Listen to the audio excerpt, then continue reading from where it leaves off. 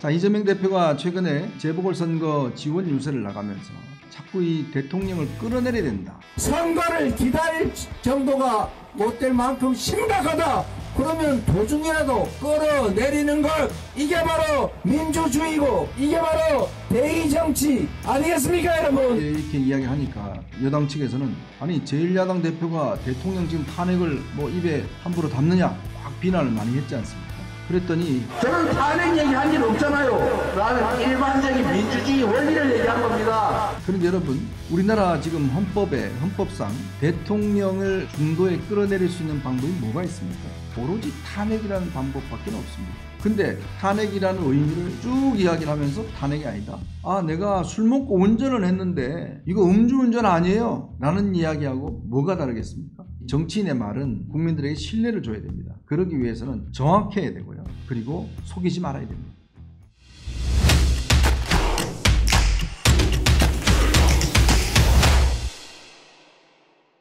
네, 이번에는요. 이재명 더불어민주당 대표의 참 이해할 수 없는, 좀 이해하기 힘든 그 화법, 즉 말하는 어떤 이 법칙, 이거에 대해서 좀 이야기를 해볼까 합니다. 참 이재명 대표는요, 말을 잘 들어야 됩니다. 근데 물론 말을 많이 또 바꾸기 때문에 잘 들어야 되지만 이재명 대표가 언뜻 던지는 말을 보면 참 이해하기 어렵다, 앞뒤가 다르다, 안면 몰수식이다, 여러 가지 어떤 지적들을 받고 있습니다. 최근에 또 이런 일이 한번 벌어진 게 있어서 여러분에게 소개해 드릴까 합니다. 자, 이재명 대표가 최근에 재보궐선거 지원 유세를 나가면서 자꾸 이 대통령을 끌어내려야 된다, 이런 이야기를 해요. 무슨 이야기를 했냐면 선거를 기다릴 정도가 못 될 만큼 심각하다. 그러면 도중이라도 끌어내리는 것, 이게 바로 민주주의고 이게 바로 대의정치 아니겠습니까, 여러분? 이런 이야기를 했습니다. 근데요, 이게 이제 이렇게 이야기하니까 여당 측에서는 아니 제1야당 대표가 대통령 지금 탄핵을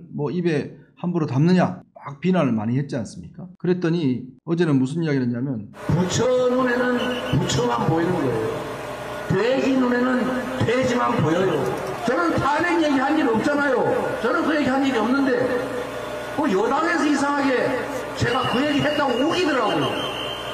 내가 분명하게 얘기했지만 나는 일반적인 민주주의 원리를 얘기한 겁니다. 이렇게 아주 비난을 했어요. 자, 그런데 여러분, 우리나라 지금 헌법상 대통령을 제대로 일을 못하기 때문에 중도에 끌어내릴 수 있는 방법이 뭐가 있습니까? 오로지 탄핵이라는 방법밖에 없습니다. 지금 탄핵 제도를 두고 있는 것도 대통령의 중도에 정말 도저히 대통령 업무 수행이 어떤 국익에 부합되지 않는다고 했을 때는 국회의원 200명 이상의 발의로 인해서 소추안을 국회가 통과시키고 이 탄핵 소추안을 헌법재판소가 판단하게 됐습니다. 즉 6명 이상의 찬성을 통해서 탄핵이 통과되게 되어 있습니다.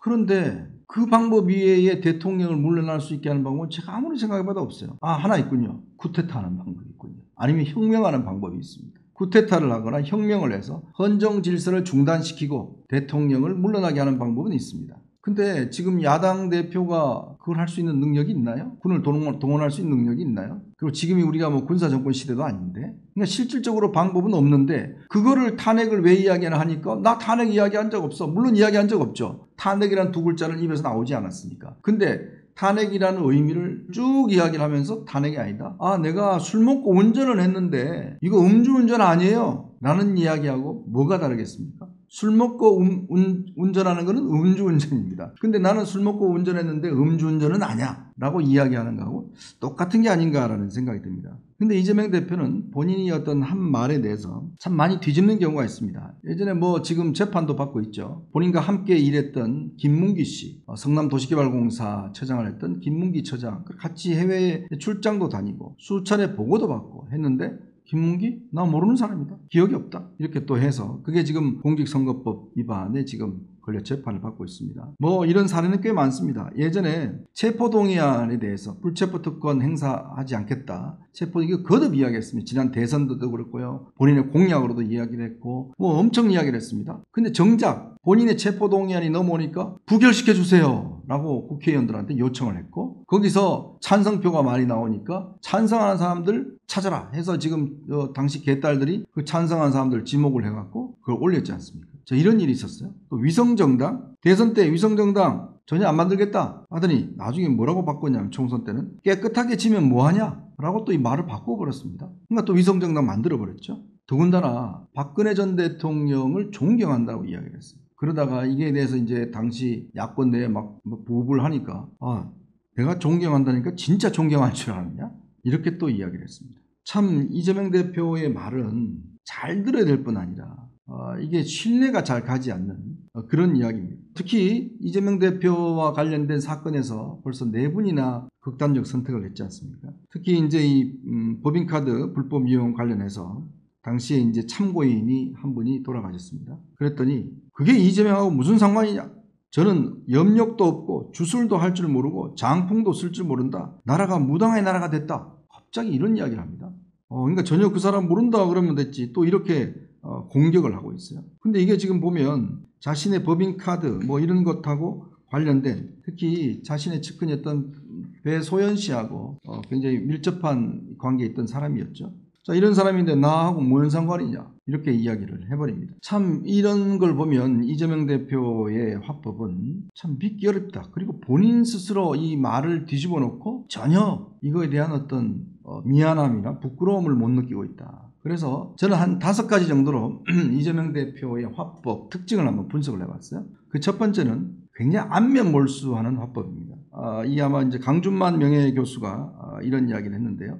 이재명 대표의 화법 중에 가장 특징은 안면몰수 화법이다. 이렇게 이야기했습니다. 거짓말을 너무 초연하게 잘해서 이 상대방이 좀 의심할 정도로 그렇게 이야기를 한다는 거죠. 이게 바로 제가 아까 말씀드렸던 김문기 씨와 관련된 극단적 선택을 했는데 김문기 모른다. 이렇게 이야기했습니다. 당시에 윤희숙 의원이 이렇게 이야기를 했죠. 밥을 먹어도 30끼나 같이 먹은 사람인데 모르는 사람이라고 하는 게 말이 되는 소리냐. 이재명 후보는 여차하면 거울에 비친 자기 얼굴도 모르는 놈이라고 우길 사람이다. 이렇게 이야기를 했어요. 유동규 씨에 대해서도 그렇게 본인이 어떤 당시에 유동규 씨 관련된 증언을 할 때 그때 유동규 씨는 뭐라고 이야기했냐면 그때 유동규 씨가 뭐 극단적 선택한다고 약을 먹은 경우가 있었어요. 그랬더니 이재명 대표가 이렇게 이야기합니다. 압수수색 당시에 극단적 선택을 한다고 약을 먹었다고 해요. 그래서 뭐 침대에 드러누워 있고 뭐 이렇게 이야기를 하니까 당시에 김은혜 의원이 아니 본인밖에 모르는 이야기를 도대체 누구한테 그렇게 들었습니까? 라고 하니까 이재명 대표가 가만히 있다가 잘 기억이 안 납니다. 라고 이야기를 해버려요. 분명히 누구한테 들었을 거 아닙니까? 그걸 기억을 못한다는 게 말이 안 되지 않습니까? 더군다나 지금 최근에 재판에 가서는 40 이후에 기억력이 많이 떨어졌다. 또 이런 이야기도 합니다. 글쎄요. 이재명 대표 기억력이 떨어질까요? 저는 그렇게 안 봅니다. 바로 이런 안면몰수적인 그런 화법을 쓰고 있다는 거죠. 두 번째로는 비현실적인 비유를 많이 든다는 겁니다. 2020년 3월 달에 이제 코로나 그때 많이 벌어져서 재난지원금 이제 할 때가 있었습니다. 그때 뭐라고 이야기했냐면 곳곳에서 병으로 죽기 전에 굶어 죽겠다는 신음이 터져나오고 있다. 이렇게 이야기를 했어요. 또 당시에 배달의 민족 수수료가 이제 과다해서 당시에 안철수 국민의당 대표가 공공앱이 시장령을 침범한다. 이렇게 이제 비판을 했습니다. 그랬더니 참으로 한가한 말씀이다. 홍수로 마을이 떠내려가는데 돕지도 못할 망정 뚝사한 사람에게 댐 설계 같이 하자. 이렇게 이야기를 하느냐 이야기를 했어요. 근데 아무리 그렇지만 지금 우리가 굶어 죽는 일은 없지 않습니까? 그것도 홍수가 나는 이렇게 막 댐이 무너져서 마을이 떠내려간다. 이런 이야기는 비유로서 굉장히 좀 과대하다는 생각이 드는 거거든요. 그러니까 뭔가 비유를 할 때 굉장히 좀 이 과대한 비유를 뭐 굶어 죽는다, 뭐 댐이 터졌다, 뭐 이런 이야기를 합니다. 바로 비현실적인 그런 비유를 드는 거죠. 세 번째로는요, 자기를 반대하는 사람은 거의 악마화시키는 뭐 또 그러한 화법을 씁니다. 뭐냐면 성남시장 시절에 이 교복, 무상교복을 막 나눠줬어요. 그래서 당시에 이제 무상교복을 나눠줄 때 그때 시의원들이 반대를 좀 했습니다. 그랬더니 그 반대하는 사람들한테 뭐라고 그러냐면 항일 독립운동을 하는 심정이다. 거의 뭐 친일을 한다는 식으로 당시에 반대를 하는 성남시 의원들을 아주 비판한 적이 있습니다. 그러니까 이게 어떤 자기 주장에 반대하면 친일파다. 이런 식으로 더 씌우면서 굉장히 상대방에 대한 악마화하는 그런 화법을 쓴다는 거죠. 또 네 번째로는 본인이 좀 불리하다 싶으면 피해자인 것처럼 그렇게 이야기를 합니다. 이게 대표적으로 이제 지역 화폐 관련해서 이재명 대표가 경기도지사 시절에 이제 지역 화폐를 많이 발행을 했지 않습니까? 그에 대해서 한국조세재정연구원이 이 지역 화폐가 소비 진작 효과 별로 없다, 상쇄한다 이렇게 지금 주장을 했어요. 그랬더니 이 국책연구기관을 얼빠진 기관이다 뭐 이렇게 지금 이야기를 하고 있고 자기가 마치 이런 데 탄압받고 있다는 식으로 이야기를 합니다. 참 납득하기 어려운 그런 측면이 또 있는 것 같습니다. 그리고 마지막으로는 좀 무개념한 언어 습관을 쓴다는 거죠. 그게 가장 대표적인 게 바로 기본소득 관련된 겁니다. 기본소득 관련된 거 뭐 이 정도는 괜찮습니다만 문제는 이 기본소득을 온데 다 기본소득으로 갖다 붙인다는 거죠. 특히 중고등학생들한테 상금을 내걸고 옛날 그 경기도지사 시절에 기본소득 아이디어 공모전 뭐 이런 걸 합니다. 그리고 또 이걸 미국 타임즈에 광고를 또 게재하기도 해요. 기본소득 이야기하면서 뭐 모든 걸 기본주택 뭐 등등 각종 뭐 이 정책에 다 전부 다 기본이라는 걸 붙입니다. 근데요, 이게 기본소득이라는 게 세계적으로 그렇게 유례를 찾아볼 수 없는 정책이에요. 그러면 이게 아주 상황이 어려운 분들한테 최소한의 어떤 걸 준다는 건데 그 모든 걸 다 기본을 갖다 붙여서 이렇게 쓰고 있는 것 같습니다.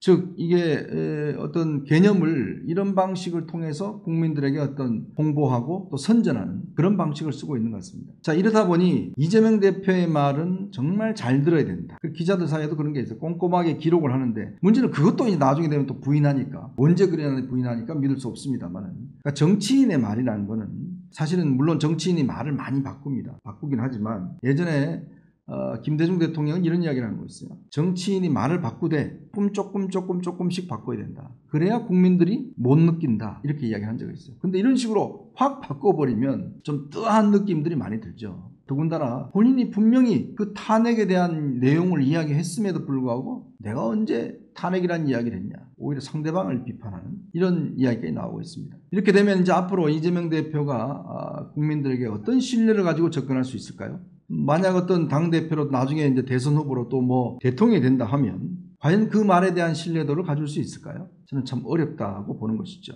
그렇기 때문에 정치인의 말은 정말 이 국민들에게 신뢰를 줘야 됩니다. 그러기 위해서는 정확해야 되고요. 그리고 속이지 말아야 됩니다. 지금부터라도 이재명 대표가 본인의 말에 대한 좀 책임을 졌으면 하는 생각입니다. 그것 때문에 지금 본인이 재판을 얼마나 받고 있습니까? 형 강제 입원시킨 적 없다. 그 이야기 TV토론에 이야기했다. 결국은 이 선거법 위반 혐의로 또 벌금 받고 또 지금 이 선거법 위반 사건 김문기 모른다. 이것 때문에 또 이 선거법 지금 고통을 당하고 있지 않습니까? 그럼에도 불구하고 또 이런 식의 화법들을 계속 쓴다는 것은 뭔가 본인의 어떤 언어 구조에 문제가 있다는 거 그걸 지적을 드리고 싶습니다. 자, 여러분 보시면서요. 구독과 좋아요 알림 꼭 부탁드리겠습니다.